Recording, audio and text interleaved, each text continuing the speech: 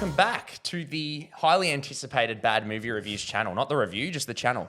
Hosted by none other than your two undisputed boxing champions in our local area, Ben and Daniel. Pleasure. We'll be touching on a film I guess we've both been looking forward to, which is Creed 3. Yeah. So if you don't know, which you probably haven't, we've never touched on it. We both love the first two. Yeah, definitely. Fairly. And this one, we obviously see Michael B. Jordan get behind the camera, which is his directorial debut. So first film he's ever directed.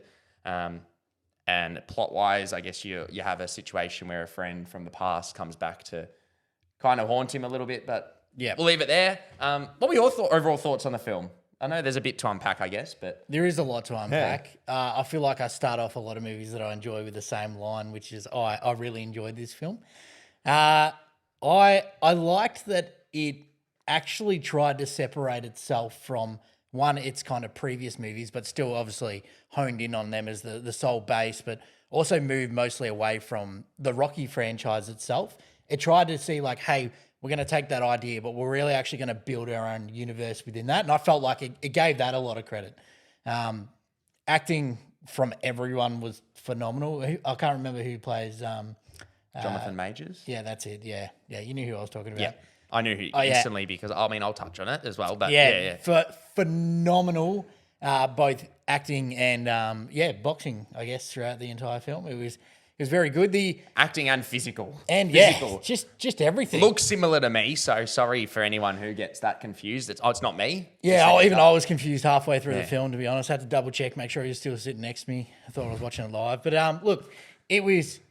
Yeah, look, I really loved it. I loved the character development too, which not a lot of the times sport movies and things only have minor like character development, but it's more about like, boxing or sport or whatever that is. I actually felt like this had a lot of opportunities for a lot of internal growth for a lot of characters too, which was which reflected a lot throughout the plot. Look, I thought this was great. I only have one thing that I kind of disliked about the film overall, and that's the... just went mind blank. What do I call them? The hype scene, the training scene. It's not long enough. It wasn't long enough. No, give me more. I already knew what you were going to say. Like the training montage is what I was looking for. Training montage, froth them.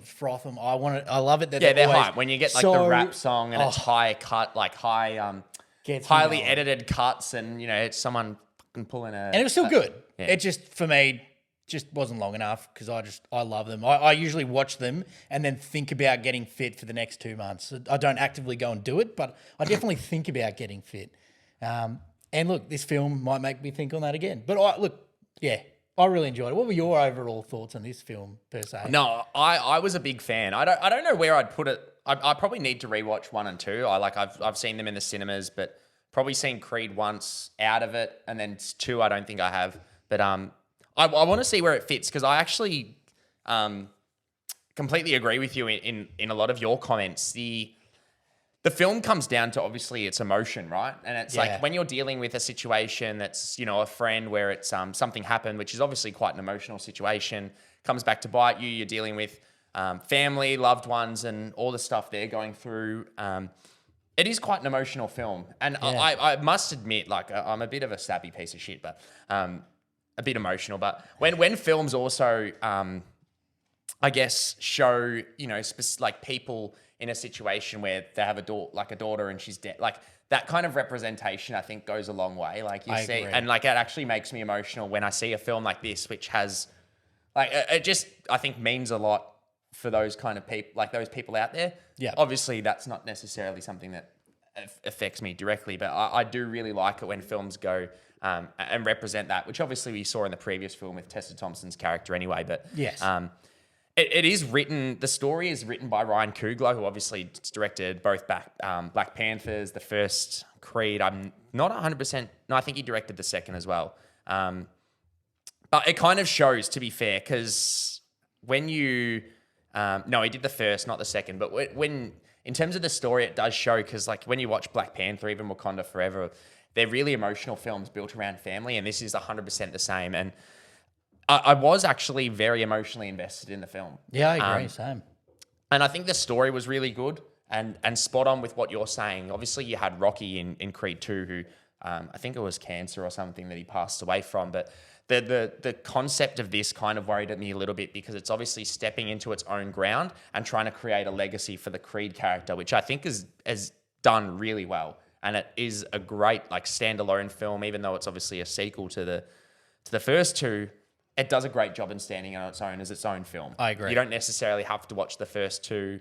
Obviously, it gives you a little bit of backstory, but yeah, I think I've said this a lot. As you say, you really enjoyed this film. I say this film comes down to its performances, which you've touched on, which are really, really good performances. Like Michael B. Jordan's great as Adonis. Tessa Thompson's also great as Bianca. Yeah. But my God, is it Jonathan Majors as well? Wow. Now, like we obviously reviewed Ant-Man and the Wasp: Quantumania, which I know you enjoyed obviously a lot more than me, but I did say that movie was solely made by him and his performance in that was phenomenal. Agreed, yeah. His performance in this he is so good. It's hard to explain. Like he feels really menacing and intimidating, but also like looks really kind at times and like has humility to his character and very relatable.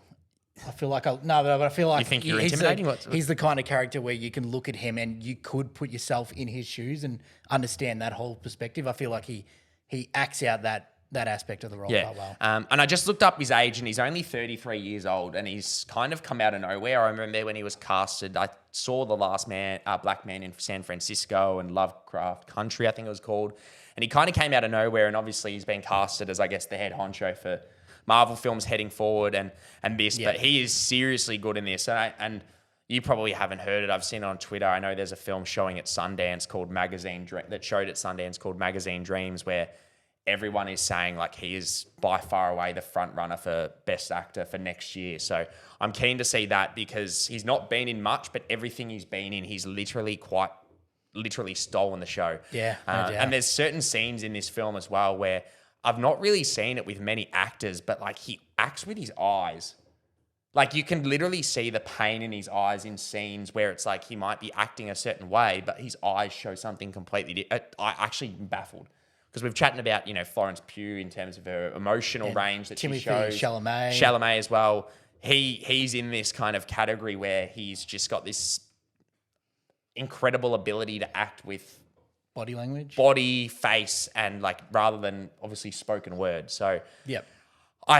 My biggest thing is I recommend people to see this film for his performance. I wouldn't say it's the best film I've ever seen by any means, but really had a great time. And I wish the training montage was longer because, to be honest, if you're out of boxing for 3 years, you probably did a fair bit of training. Yeah. And we, it was a 2-minute cut, but it was there nonetheless. So I can't necessarily complain too much because if it didn't have it, straight to a 0 out of 5. So, what I do love about these films though is, I know it's not their songs or their music, but their choice of. Oh, they're so hyped, like their rap songs. Oh man, I get so hyped every time I watch any scene in these kind of films. It gets me pumped. No, like these genuinely on the way into the car, like I was looking up the Creed 3 sound, like not soundtrack, but the Creed 3 like soundtrack in terms of the music that was chosen so I could listen to it, but I couldn't find it.